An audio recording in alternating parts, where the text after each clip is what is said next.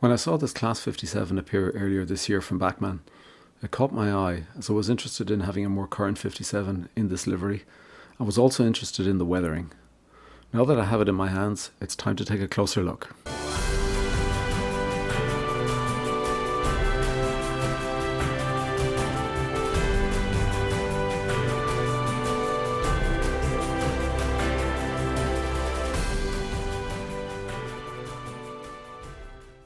Hi, thanks for joining today's review. So the first thing we're going to do is a brief unboxing of the model. We'll then do the normal close-up view and 360 view. We'll then get into a running session and we'll follow that with a summary, scoring, and then a final recommendation. Okay, let's get underway. So today we're looking at a Class 57 from Bachmann. The Chad Varah is the name of the locomotive. It's a Class 57-3, which is one of the newer Class 57. It's in the Direct Rail Services livery, which is a livery I do like. Now I have an earlier 57-0, which I did an earlier running session on. I never did a review of it. But it was only a 57-0, so it kind of was an older 57. And this is really going to be replacing that for me, and I'll be taking swapping the sound around from that particular model into this model. Now, I know that the sound for the 57-3 might be a little bit different, but just for cost reasons, I'm not going to be investing in another sound decoder. So the review really is of the locomotive as it is, which is DCC ready. It comes with weathering. That's one of its claims to fame. So we'll be taking a look at that, how good the effective the weathering is, on top of the DRS livery. So you get the normal detailing kit, where you get the etched nameplates there with the Chad Varah on them, and we'll probably be putting that snowplow on as well. And let's turn it around and we'll just open her up from this side. Well, I'll say this comes in a weathered finish. I can see a bit of the weathering already. It comes with this very nice metallic roof detail. You can see the fans either side there. We've got weathering, effectively kind of smoke effect coming out of the chimney there. You can see that that's been added. So that's part of the weathering package. We'll just look at it on the side here, and we'll do the usual close-up views, but just to get a first kind of look.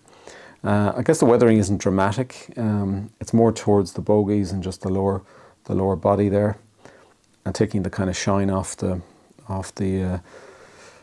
surface, and I suppose just making it look that a little bit more realistic.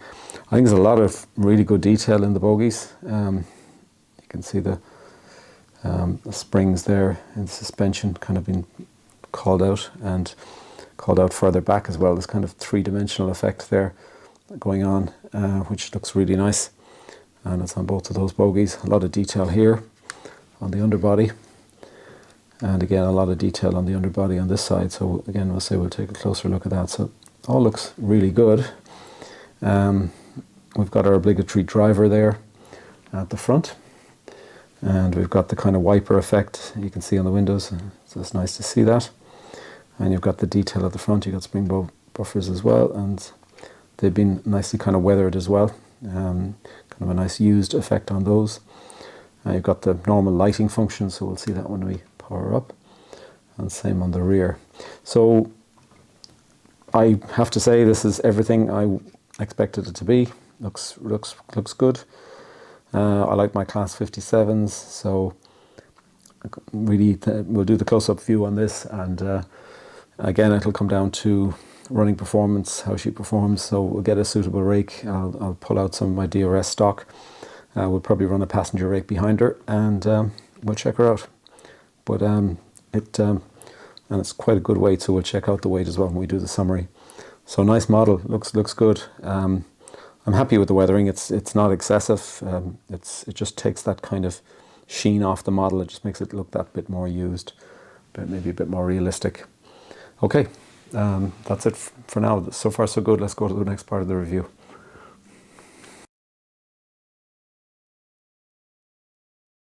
Okay, now we're going to get into the close-up view. So we'll do a quick run along the model here. I think the most outstanding feature really on this model is actually the bogie area, and hopefully you can see the kind of detail there. And it's kind of three-dimensional detail. There's kind of multiple layers to it. So I think there's a rather light level of weathering, I think, on the overall model. It just takes that overall sheen off it. You can see that new pipework that was fitted on the 57s there over the tanks. And then we've got the bogies again. And overall, a nice rendering of the livery. And I like those lovely silver grills on top. There's something I really do like. And you've got the front of the model then, and a lot of detail in the cab area actually on this particular model. So here we've got the 360 view to give us a better room look all around, and you can see the chimney there on the top, and you can see the smoke effect there on the body around the chimney, which is good. So that's part of the weathering, and you can see the weathering there on the front buffers and on the rear buffers as well. They're metal sprung buffers, and I think that level of weathering again is pretty authentic. As I said, the weathering on the body is relatively light, and there's probably a little bit more weathering on the bogie area, the underbody area. The handrails are painted white, and one thing I did notice on the model is in one area of the handrails, actually some of that paint has come off. It doesn't always work that well, and that's a typical thing. I've seen it on the Hattons Class 66s, for example, as well. And it's just that's kind of a black mark from a quality perspective, so I will reference that later on. So now we're going to get into the running session. So we'll get going here pretty quickly. We're pulling a pretty long mixed rake of Mark 2s and Mark 3 coaches, and there's also a Mark 1 buffer coach in there. We start off with the kind of slow speed, and we'll speed this up pretty quickly. This is as a Class 57, prototypical speed would typically be in the kind of 95 mile per hour range. With the decoders tuned up, you can get these running up to a maximum of about a prototypical speed of around 117, which you wouldn't want to be normally running at that speed. So you can tune down the decoder, or obviously not run at 100% power to get your kind of more prototypical view of the speed. Now I forgot to turn the dip switch there. You can see the red lights at the rear. You can turn those red lights off, so no apologies, I forgot to do that before starting the running session. I think like any of the Bachmann locomotives and the 57s, and if you've done the 57 recently, these are heavy models, 545 grams. They've got good pulling power, and they've got good performance overall, both low speed and high speed. I probably found this just that tiny bit less performant than the Great Western Railway model 57 that I reviewed a couple of weeks ago. Wasn't quite as refined. It's only small. I'm talking about hairs here. I did check the wheels afterwards, and I think with weathering you do get a bit of oversplash, and you do have to kind of clean the wheels, and also particularly the inside of the wheels where they come in contact with the contacts. I did notice there was some dirt there, and that was obviously impacting the performance a little bit. So I think in theory it should perform pretty well the same, but it didn't. I did have a stall on a couple of stalls on express points, the Pico express points. But apart from that, the performance was as you've seen it here. It's pretty flawless. But I did get a couple of very low speed stalls over those express points that I have on the layout. So and I think that may be attributable to that, like the needing to do a clean before you actually run the locomotive, do a clean on the wheels. I found that with other certainly other factory weathered locomotives from Bachmann.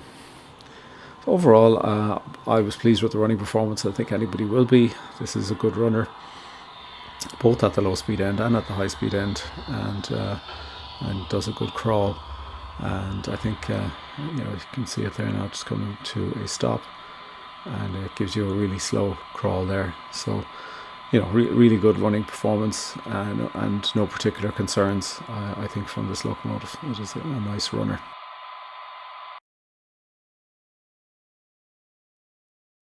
Okay, so let's get into the summary. So we've been looking at this Bachmann Class 57-3, locomotive number 57302, with the name Chad Varah. Comes in the DRS Compass livery. and it's a weathered finish. It's got all-wheel pickup and dual bogie drive, and the extra features, there's quite a few. It's got sprung buffers, fitted driver. It comes with etched Naden plates and a detailing kit. It has directional and cab lighting that work under DCC and DC, and it does have dip switches underneath for the rear and cab light control. Got a lot of cab front detail and these cooler group grills and the Delner Rescue coupler per the prototype. It comes in at an unboxed weight of 545 grams, and the prototypical top speed is 117 miles per hour, and that's pulling 190 milliamps, and that's with just the locomotive only running at full power and with the maximum CV5 setting. The retail selling price varies quite a bit, so it is worth shopping around, and you'll see it between around £135 sterling and the recommended retail price at £185. That's of August 2021.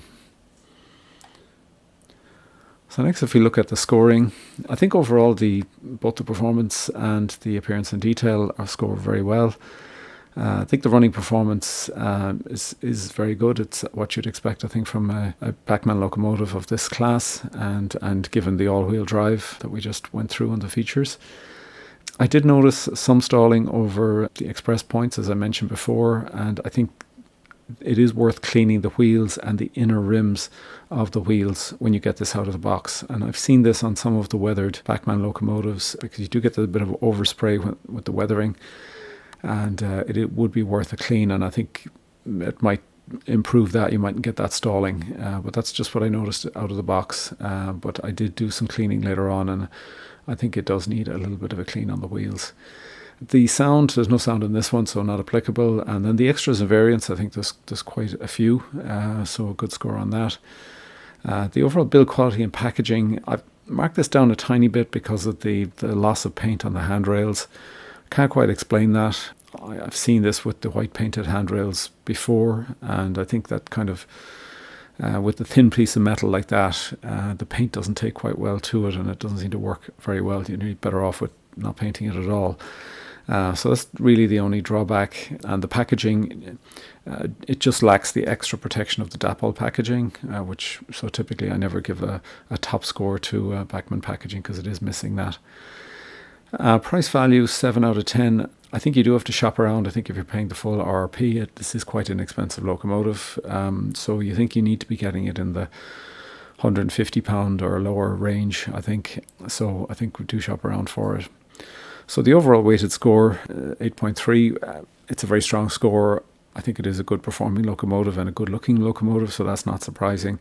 And it does, as I say, come well equipped with a lot of extra kind of features on it. A lot of them, the typical features you'd expect on the latest Bachmann locomotives. So a good score overall.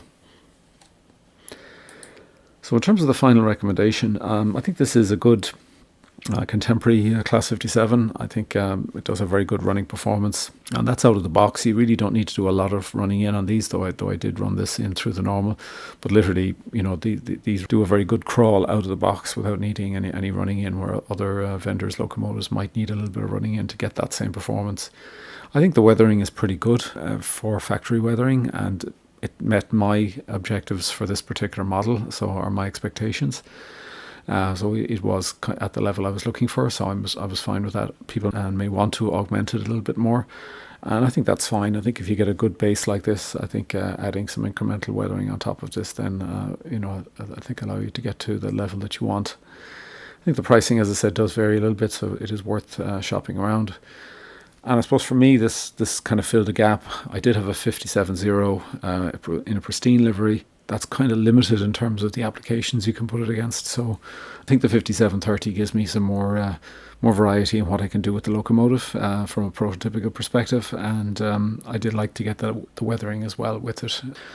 So I do have this as a recommended locomotive. I think it is a nice locomotive, and I think if you're modelling this era and you're modelling with the DRS locomotives, I think this is not a bad option for you, and certainly worth looking at, and it's up to the standard of your typical Bachmann locomotive, certainly that you would expect.